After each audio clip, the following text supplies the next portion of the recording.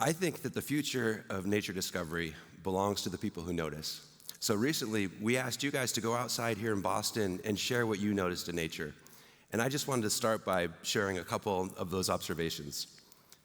So the first is this little fly, which was shared by a high school teacher named Chris Baer. And Chris wrote to me, he said, quote, "I don't know squat about insects, but I recently discovered that I really like photographing them." Across the entire internet, everything that we know about this species of insect comes from just 12 iNaturalist photos, including this one. These photos really matter for science and conservation. Second is this little yellow ant, posted by Julian Carr, who's a university student. So these are called citronella ants because if you crush them, they give off this lemony smell. So 90 years ago, another person encountered a citronella ant like this, and it was a 9-year-old E.O. Wilson. In his autobiography, he talks about how this encounter set him off on this path to become one of the greatest champions for the natural world. Noticing nature inspires us to care. But I wonder if the next E.O. Wilson isn't one of us, but millions of us. But why do we even care about species in the first place? Because each species is a whole library of information that we haven't even read yet. Like take the Gila monster. So naturalists were the first to notice that this lizard can go for months without eating. That turned into this whole set of drugs called GLP-1 drugs, like Ozempic. Did you realize that? I mean, think of that. A whole billion-dollar industry starts with lizard drool.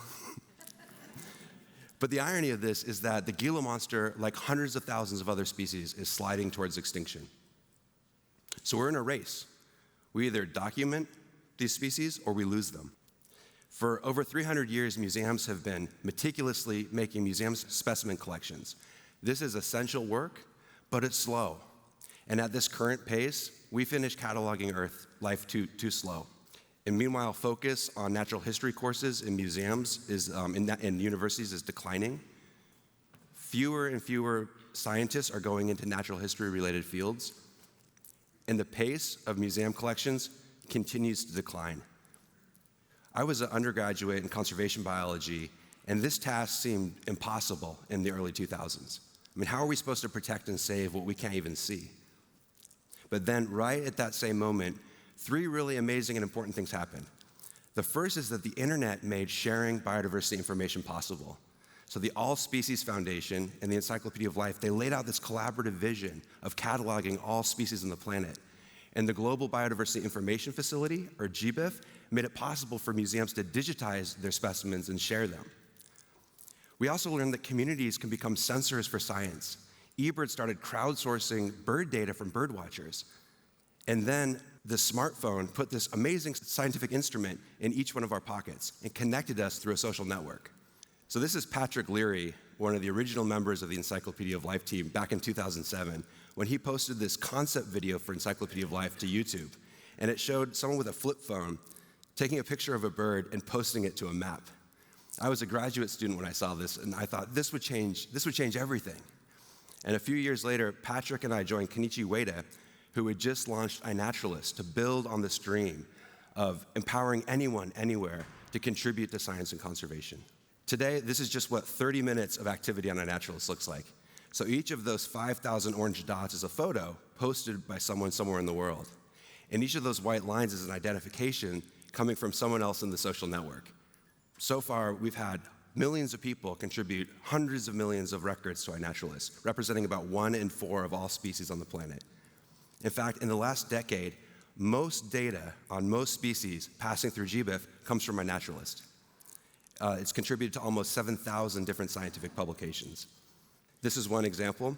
This mysterious wasp sat in a museum drawer in London for 150 years with this little handwritten note that said the Gambia in Africa. And then it wasn't until scientists realized that people like Axel Caballero were posting living photos of it, but not from Africa, from places like Panama. So the original specimen had been mislabeled. There are over 130,000 species like this, where all of the modern records come from iNaturalist, just because people like Axel took the time to notice. And where are these identifications coming from? Well, sometimes they come from scientists, but other times they come from totally different places. These are the Dankowitz brothers, Evan and Zachary, back in 2017 when they first started using iNaturalist. And since then, the two of them have posted almost 500,000 identifications.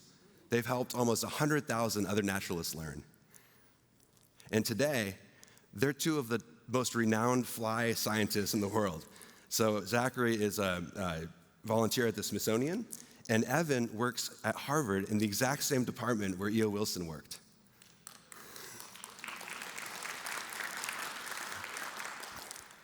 So on this community foundation, we're building AI, but not AI replacing naturalists. AI built by naturalists, helping us do our work faster. Since 2017, the iNaturalist community has been updating constantly a computer vision species identification model that's now capable of identifying about 100,000 different species, which is pretty cool. This is helping naturalists in the field access this global expertise real time, and a global anomaly detector that can surface unusual observations. So this is Stephanie Fletcher, and last summer she saw this spider right here in Boston. And because of its location, the anomaly detector knows that this is something unusual. Well, it turns out this is the first record of the invasive Joro spider here in Massachusetts. Early detection means early action, and AI is helping us act faster. And when photos aren't enough, naturalists are sharing audio, microscopy, and even DNA. So people like Alan Rockefeller are mailing mushroom specimens to one another and then sequencing genes in labs set up in their own garages. I mean, this is the future of natural history. It's distributed, it's networked, it's human, it's alive. And in partnership with governments, it's able to inform conservation policy at statewide and national scales. So just here in Massachusetts in the last year, over 700,000 observations have been posted, and 22,000 of those are of threatened and endangered species, like the coastal Barron's buck moth. These data are already being used to inform conservation policy at the ground level, like efforts to rewild Mount Auburn Cemetery here in Cambridge by reintroducing sensitive species like the eastern redback salamander. So this goes from noticing nature to conservation action. But what's next? Well, 25 years ago, Stuart Brand, Ryan Phelan, Kevin Kelly, and E.O. Wilson called for this global census of life on Earth. And now for the first time, that's finally within reach. But we still have so much work to do. An important next chapter of this story is going to be written in the tropics, where most species live. But that's where the next generation of leaders is already emerging. So this is Naufal from Indonesia.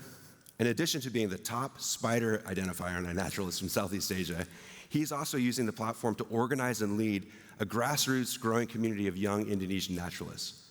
This is capacity building for science and conservation across a biodiversity hotspot. This is the future, not lone scientists on ships, a network of millions, local experts, global impact. I mean, Darwin mapped life from a single ship. We will map life from everywhere. A global census of life won't happen in museums alone. It'll happen through millions of small actions of noticing, sharing, and learning, because the future of nature documentation, it belongs to the people like us who notice. Thank you.